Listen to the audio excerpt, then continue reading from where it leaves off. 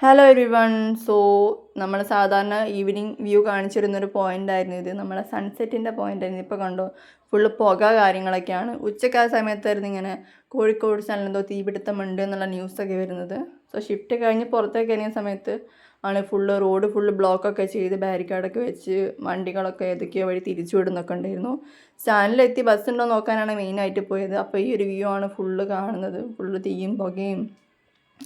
പോലീസുകാരും നമ്മളെ ഫയർഫോഴ്സുകാരോടൊക്കെ നല്ല രീതിക്ക് കഷ്ടപ്പെടുന്നുണ്ടായിരുന്നു ആ തീ അണയ്ക്കാൻ വേണ്ടിയിട്ട്.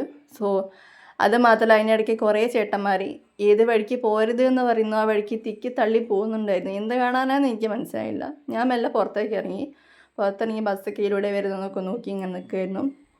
അപ്പോൾ പുറത്ത് നിന്നിട്ടും ഈ ഒരു വ്യൂ നമുക്ക് കാണാൻ പറ്റുന്നുണ്ടോ, പുക വരുന്ന വ്യൂ എല്ലാ സൈഡിൽ നിന്നും കാണാൻ പറ്റുന്നുണ്ട്. നല്ല കുറച്ച് സമയമൊക്കെ വെയിറ്റ് ചെയ്ത് പിന്നെ നമ്മൾ എങ്ങനെയൊക്കെയോ വീട്ടിലേക്ക് എത്തി. സോ ഇത്രയുള്ള വീഡിയോ. Bye guys.